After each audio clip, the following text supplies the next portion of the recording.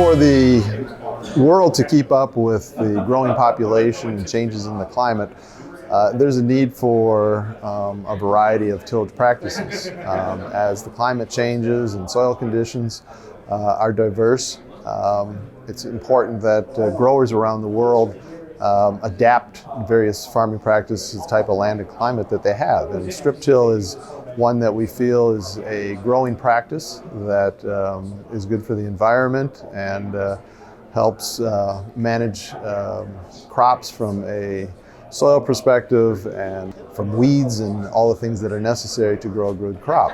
So we're very interested in some of the latest technology in strip tillage.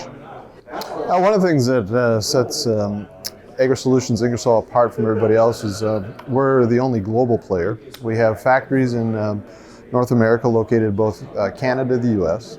We have a factory in Brazil, India, and we have two in Europe. So we have the world pretty well covered, which gives us a great opportunity to adapt our products to all the different tillage practices around the world.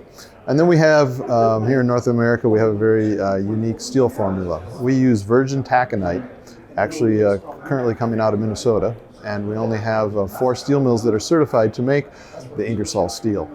And by having pure iron ore, we can control what's in our steel formula, where everyone else is using scrap. And the problem with scrap is it's the unknown. You could have zinc, copper, magnesium in there, and it might not be that big a deal until you hit that obstruction at 14 miles an hour and you hit that rock, and that little sliver of copper or whatever the foreign material might be is just enough to set the fracture off. So we can control our molecular structure of our steel with the purity that we have with the virgin taconite.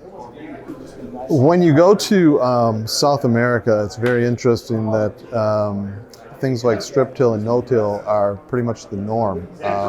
A conventional tillage practice is not done down there at all. So we see a lot of heavy drills, a lot of heavy planters. So our factory in Brazil actually really concentrates on coulters and so on, and make sure that these coulters, because they actually have a heavy soil and they need the weight to penetrate the soil, so we see that. And then you get into the more Arab countries where it's sandier and so on. In fact, in some of those countries, they even have to cool the water. They have to put it through refrigeration before they can irrigate it because it comes out of the ground so hot. So that's a very sandy soil, loose, but it can really wear tillage products out because it's very abrasive.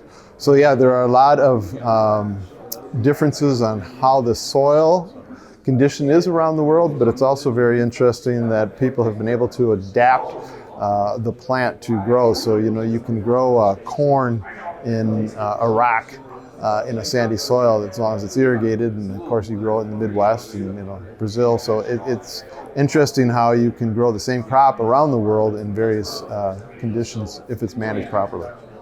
Farming is obviously it's got to keep up with the need of the growing population in the world and the climate changes. And because of that, we're seeing a wide variety of tillage practices. And one of the things that is important is how that soil is managed.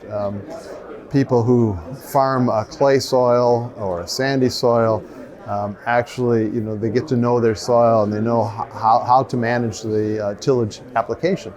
And we can assist them with blades, and it's not just the concavity of a blade, but it can be the type of angle we put on that blade to how the blade enters the soil, because in certain soils, if you enter it wrong and you leave it cloddy, then it does not allow a very favorable seed bed. So we work very closely with the different OEMs to make sure that the products that they're developing for their customers manage that soil properly and give a good seed bed. Some of the changes that have been happening in farming are increase in speed. It used to be that planters were running 4 to 8 miles an hour, tillage products maybe 6 to 10, and now planters are up at 10, and tillage products are over 14. So that's putting a lot of stress on the product that's touching the soil. The increased speed creates friction. Friction creates wear. When you hit an obstruction at a higher speed, you're going to do more damage to it. So we've had to take a look at metallurgy, and we've actually been working with some universities on some testing to take a look at the difference between a worn blade and a new blade.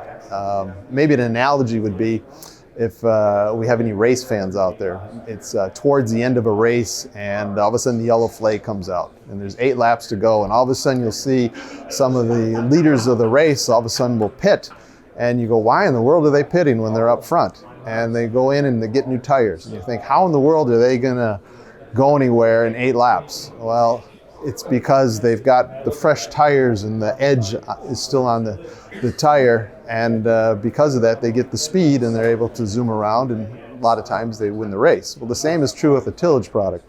When that edge wears out, it really loses its performance, and it slows up the tractor, you don't get your depth right, and you aren't managing the soil bed right.